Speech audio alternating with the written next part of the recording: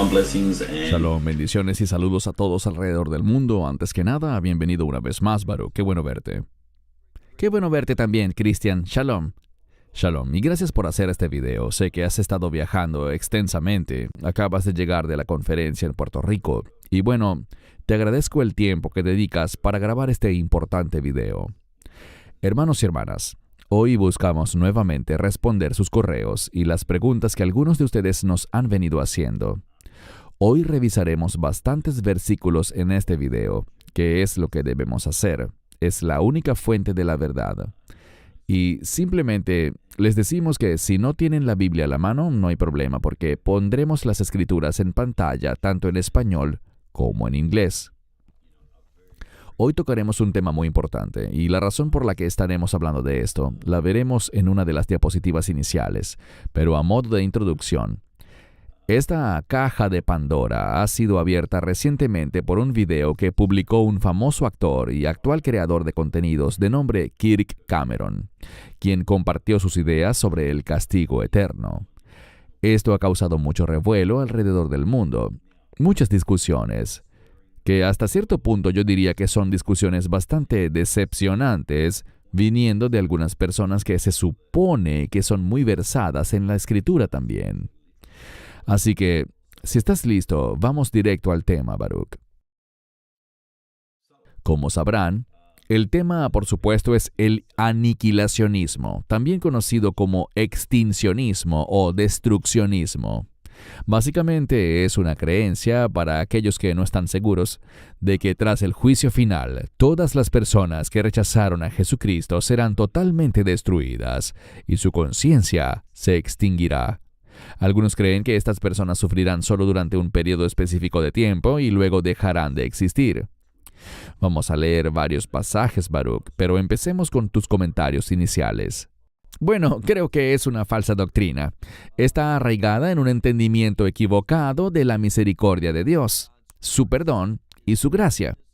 Cuando vemos la Escritura, y sé que lo haremos, veremos que el lugar de tormento es eterno.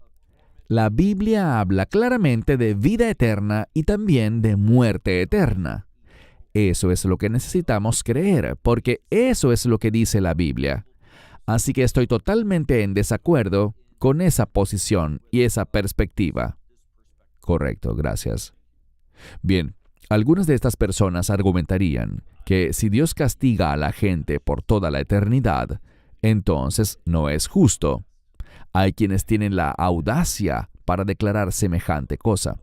Sin embargo, les advierto a quienes hacen esa afirmación, a quienes creen saber más que Dios, que consideren que Jesús, Dios encarnado, fue torturado y crucificado, convirtiéndose en nuestro sustituto, incluso hasta la muerte.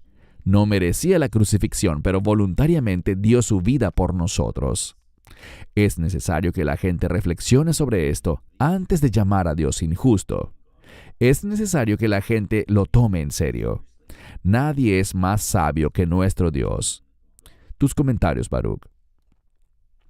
Bueno, creo que uno de los problemas es, cuando hablamos de Kirk Cameron, es que él no está entrenado teológicamente, y creo que está acercándose a las Escrituras sin estar entrenado en cómo interpretarlas basado en principios exegéticos y hermenéuticos, sino que está utilizando la lógica humana, está confiando en sus pensamientos, sus emociones, sus preferencias y su entendimiento de lo que es un Dios santo y de lo que sería un Dios justo.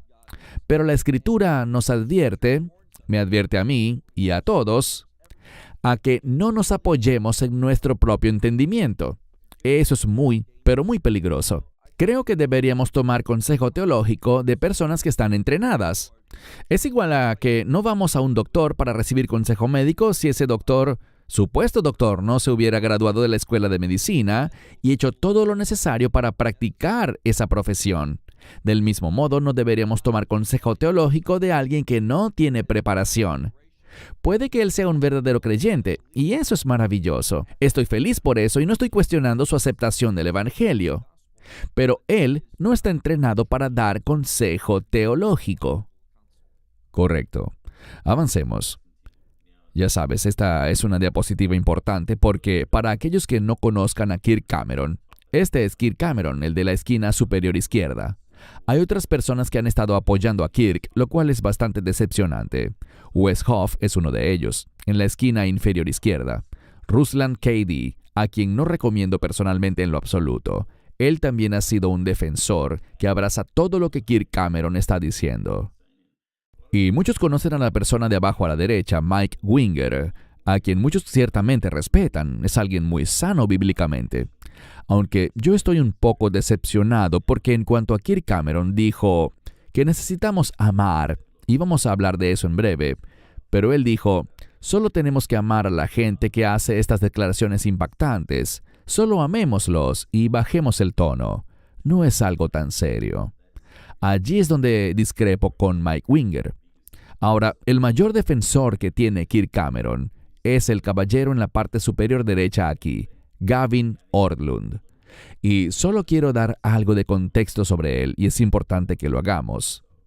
Él dice que también debemos amar a estas personas que están enseñando esto.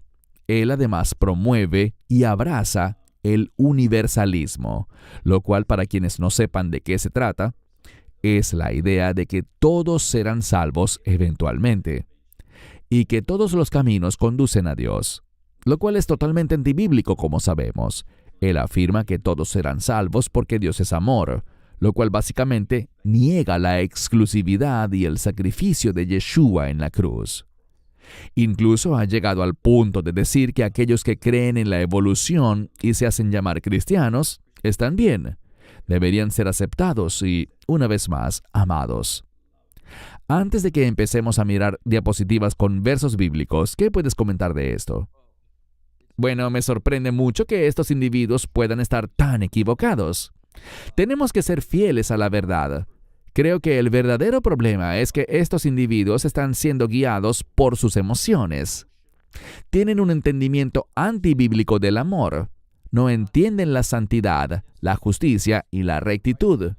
Y, de nuevo, permiten que sus emociones, su lógica y su propio entendimiento dominen sus posiciones teológicas, en lugar de ser fieles a lo que la palabra de Dios revela. Correcto, gracias. En esta diapositiva he puesto mi nombre porque no quiero poner palabras en la boca de Baruch. La gente dirá, y de hecho ya me ha dicho, sí, pero Cristian, no estás siendo amoroso y no deberíamos preocuparnos por eso. Bueno, quiero referir a la gente a Tito 1:9. Debe aferrarse a la palabra fiel tal como se enseña, para que pueda instruir con sana doctrina y también reprender a quienes la contradicen. Tus comentarios, Baruch. Sí, creo que es algo evidente. Insisto, no se trata de no amar, porque si de verdad amas a alguien, querrás que camine en la verdad. Y de nuevo, como decimos una y otra vez, la verdad no es simplemente lo que yo quiero oír o lo que tú quieres oír. La verdad se origina en la palabra de Dios.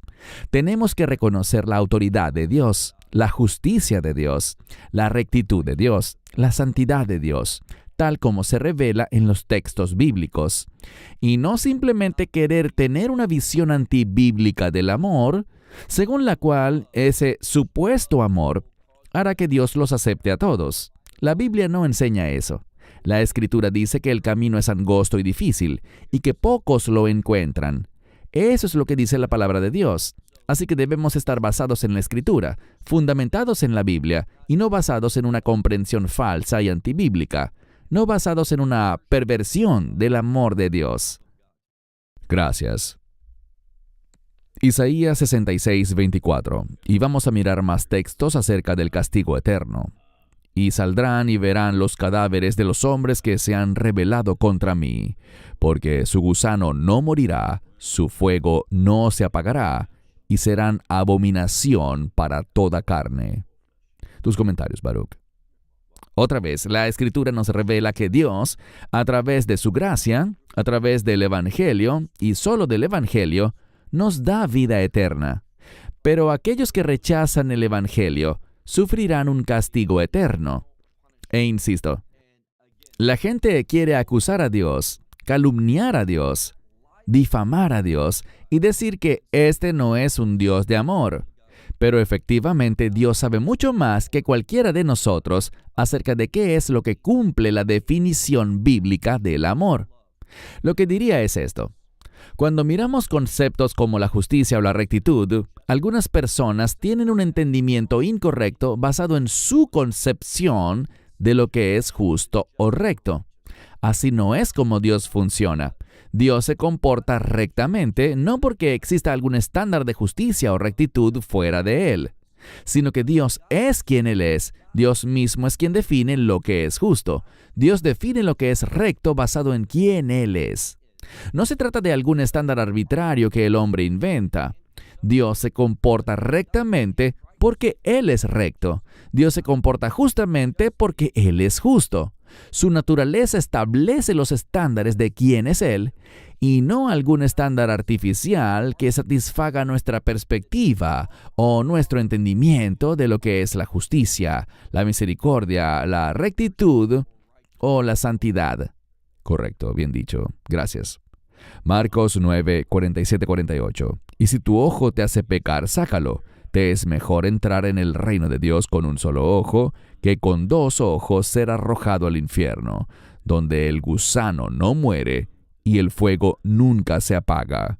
La razón por la que puse esta escritura es que, aunque usted no lo crea, algunos me han dicho, sí, Cristian, eso está en el Antiguo Testamento. Jesús nunca dijo eso. Incorrecto. Aquí vemos claramente al Mesías afirmarlo en el libro de Marcos. Tus comentarios. Bueno, diría esto. Todos pecamos, todos quedamos cortos de la gloria de Dios, pero no son mis ojos los que me hacen pecar, es mi corazón. Tengo un corazón pecador, así que la única manera en que ese corazón puede ser cambiado es a través del Evangelio, a través de la obra del Espíritu Santo que regenera a la persona y hace que se convierta en una nueva criatura. Así que no es mi ojo la causa del pecado, es mi corazón. Y la única solución es el Evangelio para eso. Y finalmente esta escritura afirma claramente que el castigo de Dios es eterno. Correcto, gracias. Veamos ahora Mateo capítulo 3, versículo 12. Tiene en la mano el aventador, limpiará su era y recogerá el trigo en el granero, pero quemará la paja en fuego inextinguible. Mi comentario que puse ahí es, ¿por qué sería inextinguible el fuego si la gente dejará de existir? Tus comentarios, Baruch. Sí, tienes toda la razón. El motivo por el que dice fuego inextinguible es porque continúa por siempre y para siempre.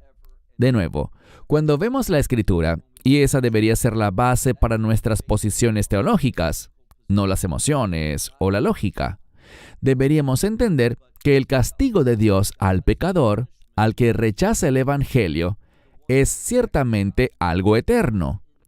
El alma no cesa de existir. No hay ninguna escritura que yo conozca que hable de que el alma será destruida. El alma es eterna. O tenemos vida eterna, o como dice Daniel en el capítulo 12, tenemos vergüenza y desprecio eterno. Así que el alma es eterna. No hay nada bíblico que hable de que sea destruida o aniquilada, como algunos afirman erróneamente. Correcto, gracias. Apocalipsis 14, del 9 al 11. Muy importante. Y otro tercer ángel lo siguió, diciendo a gran voz, si alguno adora a la bestia y a su imagen, y recibe una marca en la frente o en la mano, también beberá del vino de la ira de Dios, vaciado puro en el cáliz de su ira, y será atormentado con fuego y azufre en presencia de los santos ángeles y del Cordero. Y el humo de su tormento sube por los siglos de los siglos, y no tienen descanso, ni de día ni de noche, los que adoran a la bestia y a su imagen, ni quien reciba la marca de su nombre. Tus comentarios, Baruch. Creo que este es uno de los versos fundamentales que muestra que el castigo de Dios a los que rechazan el Evangelio es ciertamente eterno. Es un tormento eterno, tristeza eterna y miedo eterno. Eso es lo que está en el futuro de todo aquel que rechaza el Evangelio. no llegan a un final, jamás son destruidos, nunca son aniquilados. Su sufrimiento, tormento, temor y tristeza continúan por siempre y siempre.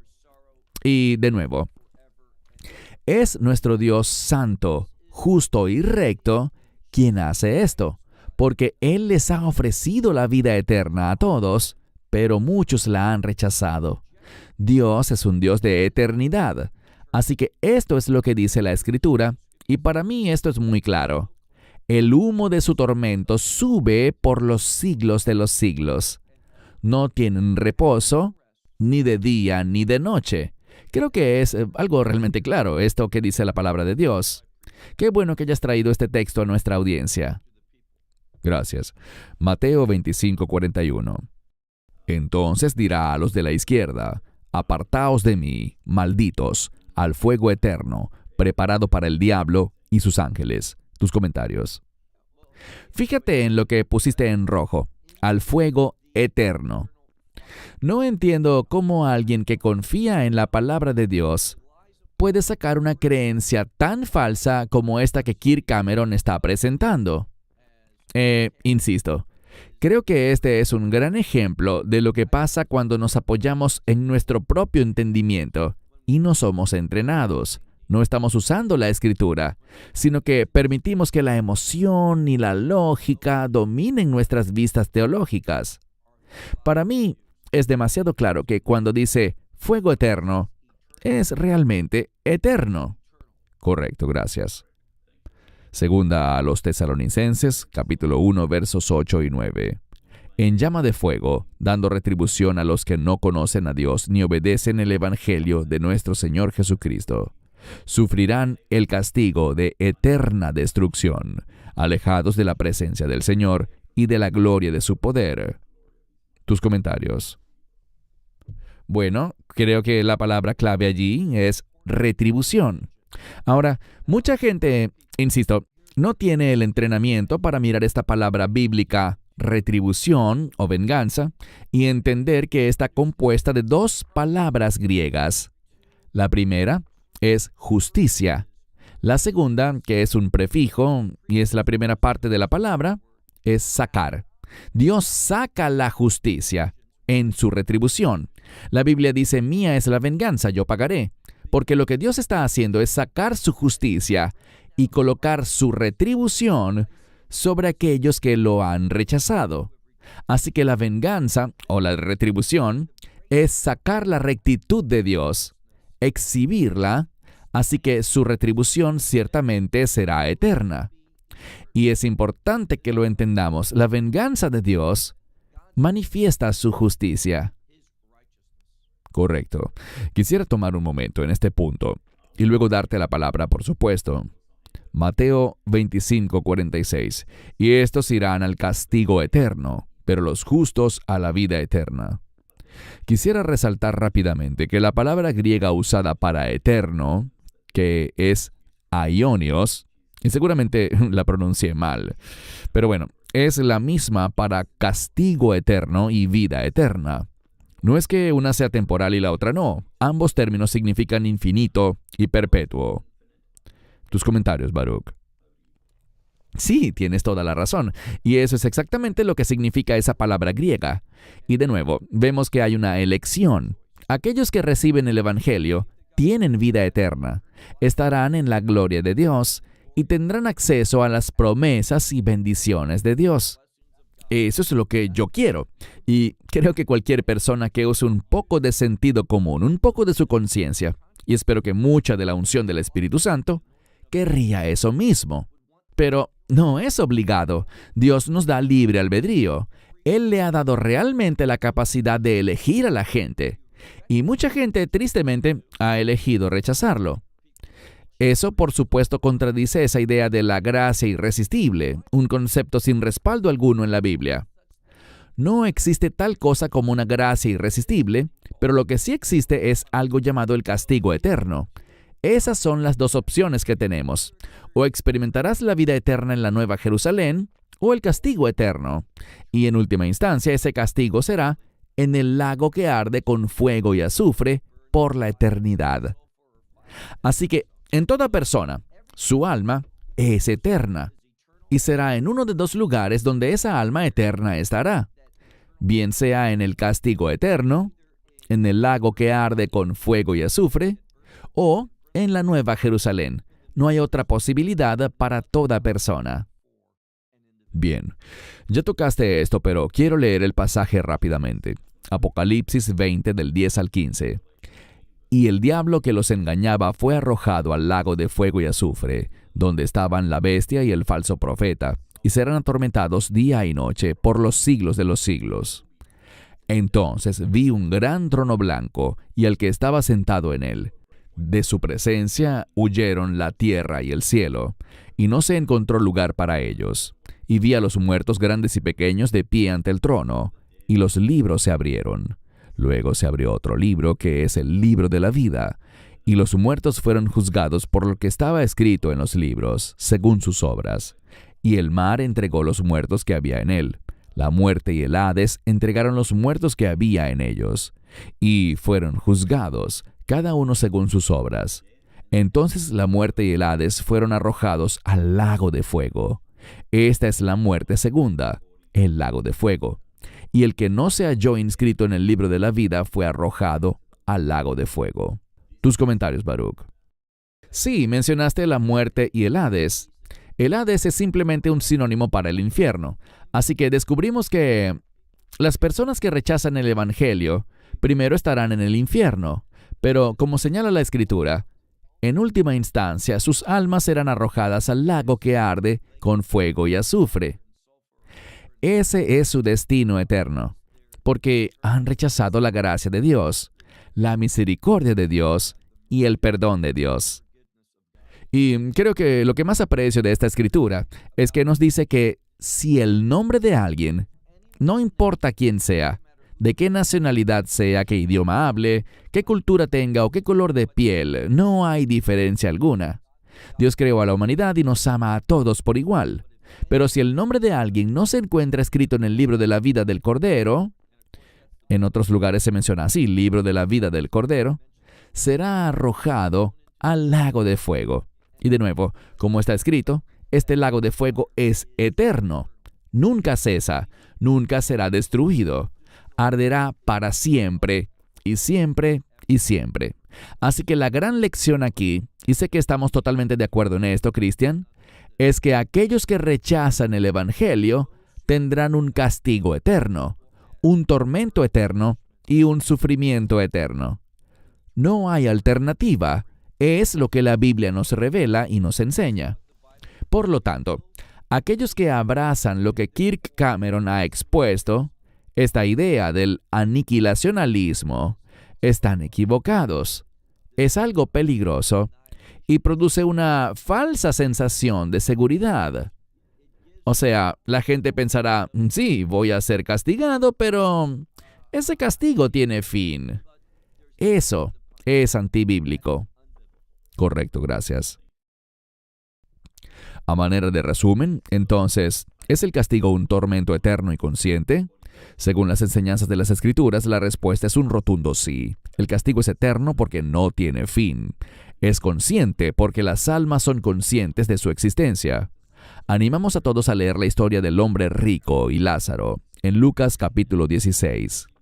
Y hago una pausa aquí para confirmar contigo algo, Baruch, y es que Jesús enseñó muchísimas parábolas poderosas, pero nunca habló de esta historia en particular como una parábola. ¿Correcto? Correcto, tienes toda la razón, Cristian. Bien, así que les animamos a leer Lucas 16 del 19 al 31. Y el castigo es tormento, porque las almas experimentan constantemente agonía por su rechazo a Cristo y la maldad de sus obras. Jesús pagó el sacrificio máximo por nosotros. Solo tenemos que aceptar ese regalo gratuito. Quienes enseñan que las almas dejan de existir, también niegan el sacrificio perfecto de Jesús en la cruz. En cierto modo, intentan complacer a la gente diciendo, sufrirás un poco de tiempo, pero luego dejarás de sufrir porque ya no existirás. Esta dura realidad del castigo eterno es la razón por la que es tan importante que los cristianos compartan la buena nueva de Jesús con quienes están perdidos. Baruch, muy importante, Y ya comentaste en la primera diapositiva acerca del libro de la vida, el libro de la vida del Cordero. Para aquellos que no han aceptado el Evangelio, ¿puedes tomar un minuto para compartir cómo pueden sus nombres ser inscritos en el libro de la vida del Cordero? Bueno, Dios es amor, ciertamente lo es, y Él ha provisto el sacrificio que produce vida eterna. ¿Qué debemos hacer? Debemos admitir nuestro pecado, que todos hemos sido destituidos de la gloria de Dios, que no hay nadie que sea justo, ni siquiera uno. Solamente Cristo es eternamente justo, pero aparte de Él, todos nos quedamos cortos, y por lo tanto debemos poner nuestra fe en Él, tal como lo escribiste, en su crucifixión, en el derramamiento de su sangre, que produce, como dice Hebreos 9:12, redención eterna. Los que van a estar en el reino de los cielos primero y luego en la Nueva Jerusalén por la eternidad, son aquellos que han recibido el Evangelio y han recibido el amor de Dios. Aquí está la verdad importante. Dios ama a todo el mundo, pero la pregunta es, ¿quieres recibir el amor de Dios? La única manera es a través del Evangelio. El Evangelio se enfoca en la muerte, sepultura y resurrección de nuestro Señor y Salvador, el Mesías Yeshua, Jesucristo. Así que tenemos que reconocer su muerte por nuestro pecado, invitarlo a nuestro corazón para que se vuelva el dueño de nuestra vida, la autoridad de todo lo que somos, sometiéndonos a su palabra y a sus instrucciones, en lugar de conducir nuestra vida basándonos en lo que está bien, según nuestra propia opinión. La gente debe recibir el Evangelio, confesando sus pecados y poniendo su confianza en la muerte de Cristo, pero también creyendo, como dice Pablo en Romanos 10, que Dios lo levantó de entre los muertos. El que rechace la resurrección no ha creído en el Evangelio. Amén. Gracias por eso. Hechos 20, 28 al 30. Y antes de leer, me refiero a las próximas diapositivas. Hemos venido recibiendo correos de personas que insisten en que debemos olvidarnos de este tema y ser amorosos. Pero tenemos una responsabilidad, y esto es lo que dice Hechos 20. Presten mucha atención, y creo que el texto original dice, estén en guardia, que es un imperativo, un mandamiento. Presten atención de ustedes mismos y de todo el rebaño, en el cual el Espíritu Santo los ha puesto como supervisores, para cuidar de la iglesia de Dios, la cual Él adquirió con su propia sangre.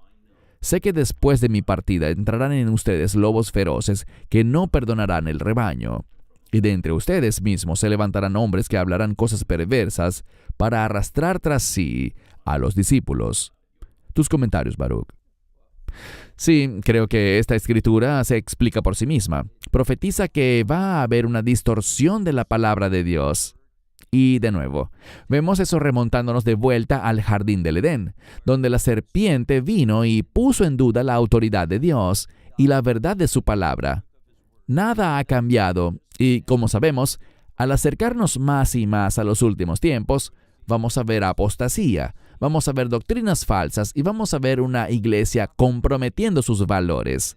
Lo que me duele tanto es que cuando viajo y visito diferentes lugares, veo más y más una iglesia sin teología ni valores firmes, que está usando la lógica y el entendimiento humano para establecer sus doctrinas, en lugar de apoyarse en la palabra de Dios. Esto es profético. Se nos dijo que pasaría, y está pasando en nuestros días. Y va a empeorar antes de que veamos esa transición y esa transformación de la iglesia, donde nos convertiremos en aquella novia que estará adornada y preparada para el encuentro con su amado. Muy bien, gracias. Y para aquellos que insisten en que, Cristian, debes dejarlo en paz, no es para tanto, ¿por qué haces esto? Romanos 16:17 dice, hermanos, les ruego que tengan cuidado con quienes causan divisiones y crean obstáculos contrarios a la doctrina que han aprendido. Y dice, apártense de ellos. Tus comentarios. Bueno, aquí de nuevo, cada quien es responsable de sus declaraciones. Y este ha sido un comentario muy falso, muy equivocado, y yo diría que hasta carnal. Esto que Kirk Cameron ha estado divulgando. Y no hay otra forma de describirlo. es una falsa doctrina. La Escritura no enseña nada de eso. Y sabemos que esto lo estamos diciendo en amor. De corazón deseamos lo mejor para Kirk Cameron. Pero debemos decir la verdad, y lo que él está diciendo es mentira. Si simplemente lo ignoramos, si nadie dice nada al respecto, muchos creerán esa falsa doctrina y dirán, bueno, tal vez sea castigado, pero ese castigo tendrá fin. No, eso no es verdad. Por lo tanto, aprecio que haya sido el catalizador, Christian, para que hiciéramos este video, porque es un tema que realmente necesita ser abordado adecuadamente y tratado bíblicamente. Correcto, y en ese sentido quisiera agregar también, para aquellos que he visto que se han levantado a defender a Kirk Cameron ferozmente, y es lo menos que puedo decir, solo para que sepan, yo contacté directamente a Kirk, porque queríamos hablar con él, con amor, con respeto, como siempre debe hacerse. Queríamos tener una discusión amistosa sobre este punto, pero no hubo respuesta, lo cual es bastante triste. Así que una escritura que he usado recientemente está en Gálatas 4:16. ¿Me he convertido entonces en su enemigo por decirles la verdad? Antes de darte la palabra, Baruch, solo quiero decir esto. No hay nada malo a veces con hacer preguntas sobre la Escritura, cuestionarse cosas. Yo las hago todo el tiempo. He aprendido mucho haciendo estos videos contigo, Baruch. Tú me has llevado a la Escritura de una manera hermosa, de una manera importante. Y todos estamos aprendiendo, todos nosotros. Hacer preguntas, cuestionarse cosas está bien, pero no está bien cuando estás confundiendo a los creyentes, especialmente cuando tienes una gran plataforma. Eso no está bien, especialmente cuando lo haces a costa de la verdad. Yo preferiría, y hablo por mí mismo, ser dividido por la verdad que unido por mentiras y engaños.